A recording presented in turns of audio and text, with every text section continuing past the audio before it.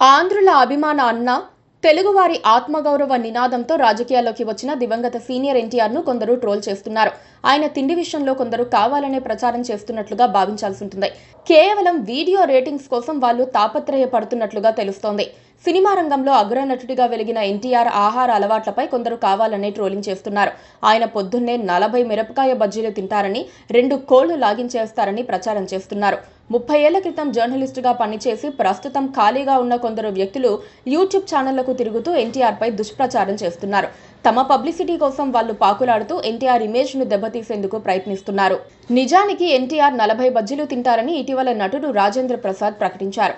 ఆయన 40 బజ్జీలు తినేలోపు తాము 4 కూడా తినలేకపోయే వాళ్ళమని రాజేంద్ర ప్రసాద్ చెప్పుకున్నారు. ఆయన పాజిటివ్ గానే మాట్లాడారు. కాకపోతే రాజేంద్ర ప్రసాద్ వ్యాఖ్యలకు వక్ర భాష్యాలు చెబుతూ కొందరు వ్యక్తులు ఎన్టీఆర్ ప్రతిష్టను దిగజార్చే ప్రయత్నంలో ఉన్నారు. ఎన్టీఆర్ తిండిబోతు అని నిరూపించే ప్రయత్నంలో ఉంటూ నట సార్వభౌమపై బురద జల్లుతున్నారు. కలామ్మ తల్లికి, తెలుగు ప్రజలకు ఎన్టీఆర్ చేసిన సేవలు ఎవ్వరూ మర్చిపోలేరు, మర్చిపోరు కూడా. ఎన్టీఆర్ తిండి పుష్టి ఉన్న భోజన ప్రియుడని అందరికీ తెలుసు. ఆయన ఎప్పుడూ ఏకాంతంగా కూర్చొని తినేవారు కాదు.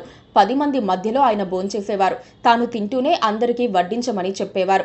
ఎవ్వరు వద్దన్నా ఊరుకునేవారు కాదు. వాళ్ళు కడుపు నిండా తిన్నంత వరకు వదిలిపెట్టేవాళ్ళు కాదు.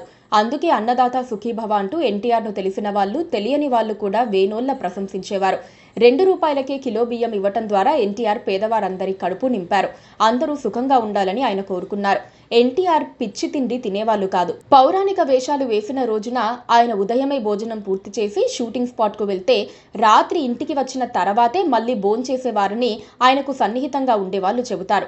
ఆహార్యంతో పాటు షూటింగ్ జరిగినంతసేపు కిరీటం ఆయన తల మీదనే ఉండేది. ఎంతటి బరువునైనా ఆయన భరించేవారు తప్పితే తన పాత్రకు ఇబ్బంది లేకుండా చూసుకోవాలనుకునేవారు. పార్టీ పెట్టి అధికారానికి వచ్చేంత వరకు ఎన్టీఆర్ క్షణం తీరిక లేకుండా జనంలో తిరిగారు. నిజంగా ఆయన తిండిపోతైతే, సాపాటు రామన్ అయితే అంతగా అంకిత భావంతో తింటూ తిరగగలరా? రోడ్డుపైనే స్నానం చేస్తూ రోడ్డు మీదే దొరికింది తింటూ ఉండగలరా అని జనం ఆలోచించుకోవాలి. ఎవరో కొందరు చేస్తున్న దుష్ప్రచారాన్ని నమ్మకూడదని జనం డిసైడ్ అవ్వాలి. ప్రజల కోసం ఎన్టీఆర్ బతికారు, తిండి కోసం ఆయన బతకలేదు. ఉమ్మడి ఆంధ్రప్రదేశ్ ముఖ్యమంత్రిగా ఎన్టీఆర్ అన్ని వర్గాలను అలరించారు. ఆయన ప్రధానమంత్రి పదవిని కూడా చేపట్టాల్సిన అవకాశం చేజారిన మాట వాస్తవం. కొన్ని కారణాంతరాల వల్ల ఆయన ఢిల్లీ పీఠం ఎక్కలేకపోయారు. అలాంటి ఆత్మగౌరవ నాయకుడిపై అసత్య ప్రచారాలు తగదని జనం అర్థం చేసుకోవాలి. అంతే. Please subscribe to KTV Telugu. KTV Telugu.